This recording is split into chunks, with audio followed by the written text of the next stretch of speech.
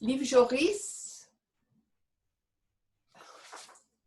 17 juli 2020, Amsterdam. Goeiedag, lieve Joris. Bonjour à vous. Vous allez bien? Bonjour. Oui, ça va. Ouais, c'est bien.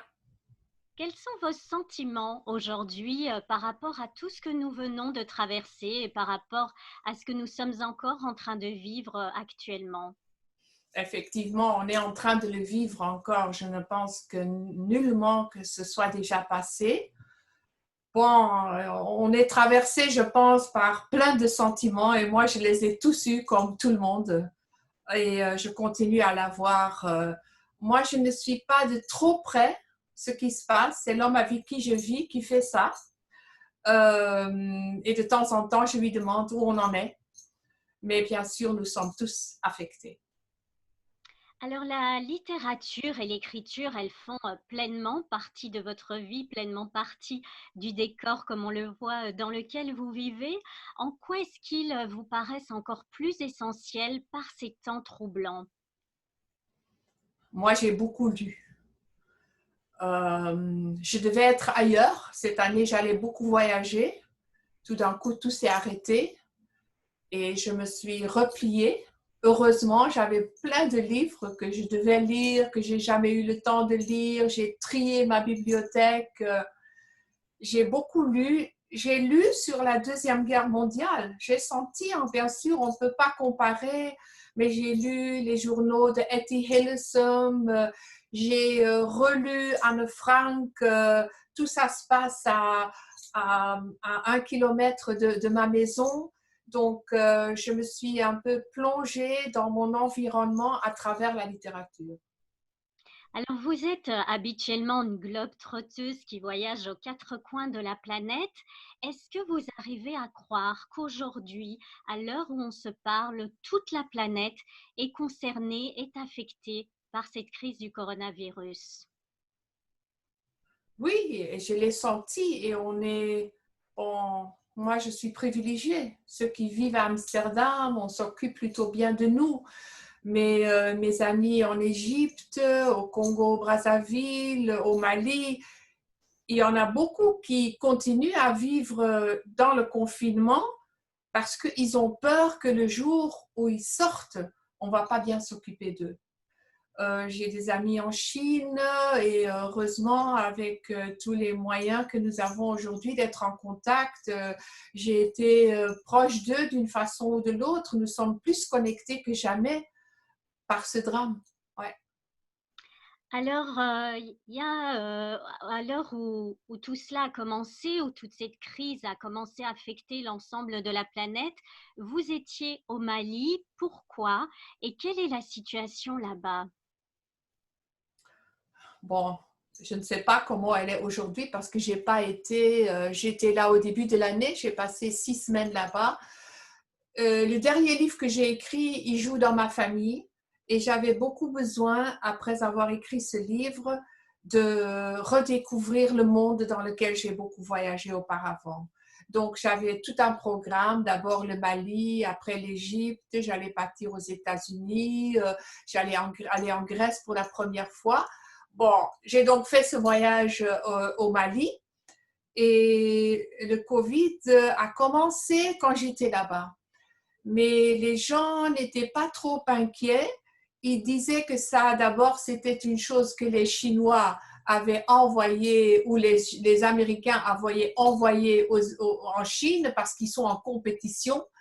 Et les gens disaient, il fait chaud chez nous et ça ne touche pas les pays chauds. Donc, la chaleur, c'est notre médicament. Je les ai laissés comme ça, mais donc j'ai quitté fin février et 2 semaines plus tard, j'allais partir en Égypte. Je ne suis pas partie. Et à ce moment-là, j'ai commencé à parler avec mes amis et j'ai senti tout de suite qu'ils étaient très inquiets.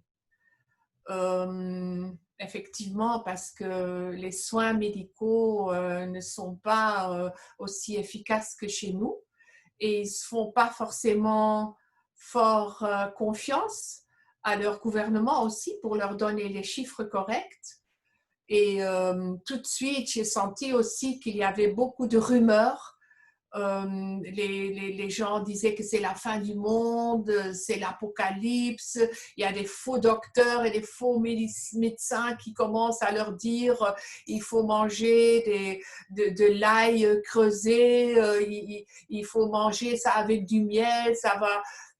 Bon, toutes ces choses-là qui circulent en quelque sorte chez nous aussi, mais là-bas, je sentais que c'est encore un peu plus fort. Et ici, au moins, on peut aller vers des nouvelles qui sont plus ou moins correctes, mais là-bas, j'ai parfois l'impression que c'est plus cruel et plus sauvage les nouvelles qui passent là-bas. Il y a un autre pays africain qui vous tient particulièrement à cœur et qui traverse l'ensemble de votre œuvre, qui est lié aussi à votre histoire familiale, c'est la République démocratique du Congo. Et on l'a Mhm. vu récemment, c'est que le roi des Belges, Philippe, alors non pas excusé, mais a exprimé des regrets pour le passé colonial dans ce pays, des regrets pour les souffrances infligées. Comment vous l'avez ressenti? D'un côté, je pense toujours que d'avoir cette petite frontière entre les Pays-Bas, où je suis, et la Belgique, c'est bien parce que ça me donne un peu de distance. Je ne suis pas dans la chaleur du débat du jour au jour. J'ai mon Congo à moi que j'ai connu à force d'avoir beaucoup voyagé là-bas. J'ai ma Belgique à moi aussi que j'ai connue jusqu'à l'âge de 18 ans et qui est en quelque sorte un pays de mon enfance. Euh, je pense que c'est très important que ce genre d'excuses et ce genre de mots se disent. En même temps, je pense que c'est très important de regarder aussi ce qui se passe aujourd'hui. Parce que j'ai parfois l'impression que nous, comme on est plutôt bien aujourd'hui, on pense que à force d'étudier l'histoire et à force de faire des excuses, on a résolu le problème. Non. Il y a des nouveaux problèmes. Au Congo, il y a des problèmes, il y a une nouvelle, un nouveau pouvoir, la Chine qui entre et la façon dont elle entre fait aussi que c'est un gouvernement qui doit faire avec et la façon dont il faut, c'est très important parce que je pense que plus on se comporte dignement envers ces nouveaux pouvoirs, plus on sera respecté. Et parfois, quand on se dit, bon, venez, pourvu que vous me donniez 10%, faites ce que vous voulez, ça, c'est ce qu'on appelle le néocolonialisme qui se passe aussi aujourd'hui dans certains pays en Afrique et entre autres au Congo. En quoi vous ressentez les stigmates du colonialisme là-bas, Là-bas, c'est-à-dire, au Congo? à vrai dire, j'ai souvent senti d'abord que les gens ne connaissent peut-être pas trop leur histoire. C'est un peu comme en Belgique. Je viens d'apprendre que les universitaires, il y a 2 tiers qui ne savent presque rien de notre passé avec le Congo. Au Congo, envers la Belgique, c'est en quelque sorte pire, surtout parmi les jeunes. Et comme vous savez, il y a beaucoup de jeunes là-bas. Euh, Bien sûr, quand on est avec les intellectuels, ils vont, je crois que le sort de Lumumba, la mort de Lumumba est une chose. Moi, quand j'ai commencé à voyager au Congo en 1985, on ne savait pas encore ce qui était, ce qui s'était passé exactement. Donc, les gens me posaient des questions parfois. Ils me disaient, mais qui a tué Lumumba? Moi, à l'époque, je ne savais pas tout à fait non plus. Aujourd'hui, on sait mieux. Parfois, il faut du temps. Et de l'autre côté, je pense que les gens, surtout ceux qui ne sont pas intellectuels, les gens qui vivent une vie quotidienne très difficile, ne sont pas, c'est pas trop les questions qui se posent sur le colonialisme. Vous avez abordé là tout à l'heure la Chine. La Chine, elle est au cœur de toutes les polémiques aujourd'hui, puisque c'est de là qu'est parti le virus. Et vous, vous nous avez montré la Chine sous un angle différent dans votre livre sur les ailes du dragon, voyage entre l'Afrique et la Chine aux éditions Actes Sud.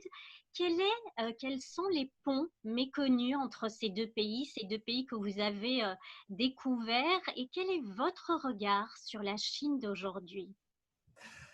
Bon, bien sûr, la Chine, c'est une très grande question. Moi, ce que j'ai étudié dans mon livre, c'était plutôt le rapport entre la Chine et l'Afrique, mais c'est vrai que en cours de route, j'ai vu la Chine quand même aussi. Aujourd'hui, je me dis, avec tout ce qui se passe concernant le virus et le fait qu'on est en train de tellement surcharger la Terre, il y a cette ambition que l'on sent jusqu'au fin fond de la Chine, des gens de progresser, de voyager aussi, d'envoyer leurs enfants à l'école.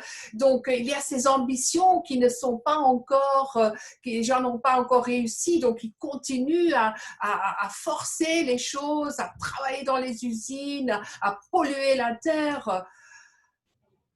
Quand moi je suis partie en Chine, ce qui m'intéressait en tant que petite fille d'un missionnaire, d'une famille qui avait eu des missionnaires dans la famille, je me suis dit, qu'est-ce qui se passe entre des nations qui n'ont pas un passé colonial ensemble? Est-ce qu'il y a d'autres possibilités? Est-ce qu'un autre regard est possible? Bien sûr, quand je suis arrivée en Chine, j'ai tout de suite été confrontée à un certain racisme aussi du côté des Chinois. Par exemple, quand j'entre dans un bus à Guangzhou, l'ancien canton, où beaucoup d'Africains circulent, qui font du commerce, toutes les filles dans le bus mettaient tout de suite un papier, un petit Kleenex contre le nez parce qu'ils disaient que ça sentait mauvais. Mais de l'autre côté, quand je commençais à percer dans les Chinois et les Africains qui avaient un vrai contact, un contact commercial, un contact affectif parfois aussi, parce qu'il y a des enfants métis, je sentais qu'il y a certaines coutumes, des traditions africaines et chinoises qui se rencontrent. Un petit exemple, quand j'ai connu un Africain, un Congolais qui a marié une Chinoise, quand un des enfants est né, tout de suite, sa belle-mère a débarqué pour 6 mois dans leur petit appartement. Le genre de choses que nous, en tant que Belges, on ne fait pas, mais qu'en Afrique, on a l'habitude. Donc, très souvent, on voit quand on est à la campagne, quand il y a des vraies rencontres, qu'ils se rendent compte que, ah bon, mais nous avons plus de choses en commun. Et très souvent, ce que j'ai senti aussi parmi les Africains qui ont voyagé pendant plusieurs années en Chine, ils voient comment ce pays change. Et ils regardent. Et au lieu de se dire, oh, qu'est-ce que les colons nous ont fait, ils se disent, mais pourquoi nous, 50 ans, 60 ans après les indépendances, on ne peut pas faire ce que les Chinois sont en train de faire. Eux aussi, ils ont connu la révolution culturelle, ça a été dur, les gens sont morts, on mangeait des bébés, et regarde où ils en sont aujourd'hui. Donc, je sens aussi que les Africains aussi, les intellectuels africains qui sont en Chine, quand ils commencent à réfléchir et à regarder dans le miroir du progrès de la Chine, que tout d'un coup, ils ont une autre image, une image dans laquelle il n'y a pas ce chagrin qu'il y a toujours. Moi, je sais que, par exemple, les Congolais, quand ils viennent en Belgique et ils regardent autour d'eux à Bruxelles, ils disent « Ah, votre Léopold II, là, il est venu nous piller et c'est avec ça qu'il a construit Bruxelles. » Il n'y a pas ça entre la Chine et l'Afrique, ce qui fait que le regard est plus frais.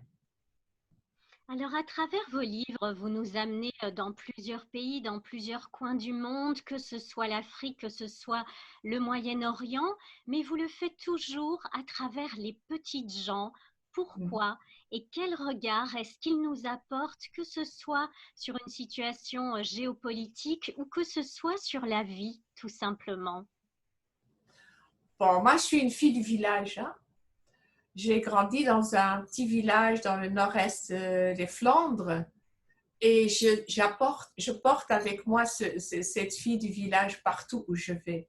J'ai grandi dans une famille avec 9 enfants. J'ai fui cette famille, mais je suis allée me réfugier dans les grandes familles arabes et africaines chinoises partout dans le monde. Donc, je crois que pour moi, quand j'ai une vraie rencontre avec quelqu'un ailleurs, une histoire peut commencer. Moi, j'ai été, par exemple, quand j'étais au Mali, dans le nord du Mali, il y a, pour le moment, il y a une vraie guerre qui se passe. On n'entend pas beaucoup parler de ça, mais les gens se tuent. Il y a des pouvoirs de l'extérieur, les islamistes qui sont entrés. Et un jour, j'ai pris un bus vers le nord et au retour, à 5 heures du matin, j'ai pris le bus avec le chef du village de Koné, un village qui était particulièrement affecté. On a passé 8 heures dans ce bus ensemble. On était devant, on regardait le paysage dehors et en même temps, il me parlait de Koné, de lui-même. Il avait étudié à Bordeaux, parlait un français magnifique et il était en même temps avec les deux pieds dans cette misère de la guerre du nord du Mali. Quand je suis avec un homme comme ça, le voyage qu'il a fait de son village vers Bordeaux, retour au village, je connais ça. Moi aussi, j'ai quitté le village, je suis allée à Amsterdam, une ville avec des habitudes citadines que je ne connaissais pas. J'ai commencé à voyager, j'ai brisé des frontières. Je sens que je suis avec quelqu'un, je peux le comprendre et je peux aussi me montrer à lui de sorte qu'il puisse me comprendre aussi et que certaines frontières de vous êtes occidental, je suis africain, s'effacent pendant ce voyage. Et je crois que moi, par exemple, je vais, si tout va bien, aller en Grèce bientôt pour la première fois parce que je peux voyager seulement en Europe pour le moment. Et les gens me demandent, qu'est-ce que tu vas faire là-bas? Bon, je vais rencontrer des gens, j'espère, et qui vont me montrer de leurs yeux comment ils vivent ces drames qu'ils voient aujourd'hui avec tous ces réfugiés qui viennent et que personne en Europe ne veut et le fait que la crise économique, le tourisme ne vient pas. Pour moi, le voyage, c'est l'autre. C'est le voyage vers l'autre et en quelque sorte en même temps vers moi-même. Parce que plus on connaît l'autre, plus on apprend à se connaître soi-même. Vous nous l'avez dit, c'est que vous avez grandi au sein d'une famille nombreuse de ces 9 enfants à Neerbelt, dans ce petit village. Tout au long de votre vie, vous avez fui en quelque sorte ce village, cette enfance. Vous avez récolté des histoires dans le monde entier et néanmoins, récemment, vous avez ressenti le besoin d'aller vers une histoire que vous ne racontiez jamais, à savoir la vôtre et celle de votre famille dans le livre Fonny aux éditions Actes Sud également. Pourquoi c'était important à un moment donné de vous recentrer sur votre histoire à vous? Je me suis dit, j'ai écrit sur les autres. Mais cette personne qui a voyagé et qui a écrit sur les autres, elle avait aussi sa propre histoire. Elle a voyagé autour d'une histoire. Et c'est en quelque sorte cette histoire-là qu'elle a vécu les drames de son enfance, les difficultés de son enfance, qui l'ont appris à voyager et qui l'ont aussi donné une sensibilité pour les choses qui ne sont pas parfaites. Je les ai connues dans les guerres des autres, mais je les ai connues en quelque sorte dans la guerre de la famille Joris aussi. Et j'aurais jamais pu écrire ce livre plus tôt dans ma carrière. Il fallait que j'apprenne à écrire sur les autres pour pouvoir écrire sur moi-même comme si c'était quelqu'un d'autre. Parce que je pense que si j'avais écrit comme si c'était moi, ça aurait été peut-être sentimental. Et c'est ma plume, c'est la façon d'écrire que j'ai exercée pendant des décennies qui m'a donné le courage d'écrire sur cette propre histoire. Parce que je la voyais aussi quand même un tout petit peu de loin. Vous dites que vous apprenez énormément au contact des autres êtres. Dans votre fratrie, il y a plusieurs personnalités qu'on peut découvrir dans ce livre. Il y a aussi ce personnage, cette sœur qui s'appelle Hilde. Est-ce que vous pourriez nous en parler? Pourquoi est-ce que c'est à elle que vous avez songé plus particulièrement ces derniers mois au cours de cette crise du coronavirus? Oui. J'ai donc grandi avec un frère qui ne trouvait pas sa voie dans la ville, qui était dans la vie, qui était beau, mais aussi destructeur. Et puis j'ai grandi avec une petite sœur trisomique. Et je crois que quand on grandit avec un être comme elle, c'était vraiment l'ange de notre famille. Elle n'a jamais fait du mal à personne. Elle ne jugeait pas les gens. Elle était très diplomatique. Si par exemple, je lui demande, je sais qu'il y a une sœur qui s'occupe beaucoup plus d'elle que moi. Et si je lui dis, qui tu aimes le plus, ma sœur ou moi? Elle me regarde, elle doute et puis elle dit toutes les deux. Et je savais que ce n'était pas vrai, mais elle est très diplomate. Elle nous a appris qu'il y a des choses qui sont pas parfaites, mais qui en même temps, elles vous apprennent tant de choses de la vie quotidienne. Et elle aussi, comme elle n'a jamais été dans les téléphones, dans les ordinateurs, dans ces choses qui nuisent notre vie sociale et qui nuisent le monde, toute cette technologie, j'ai senti qu'avec cet enfermement qu'on a connu, qu'en fait, elle a vécu toujours comme ça, dans cette simplicité, dans cette patience aussi de ce qui allait arriver, parce qu'à partir de l'âge de 5 ans, elle a été chez les sœurs. Elle a toujours été dans une institution. Elle était très sociable, donc elle l'aimait. Et puis, elle venait en vacances chez nous. Et comme elle avait une grande famille, elle allait tantôt chez une sœur, tantôt de l'autre. Mais elle était très attachée à sa famille. Mais elle avait aussi de grandes amitiés à l'intérieur de l'institution. Et elle était une enfant heureuse. Elle était une femme plus tard aussi, bien qu'elle a toujours été. Mais elle était toujours en quelque sorte au merci de nous tous.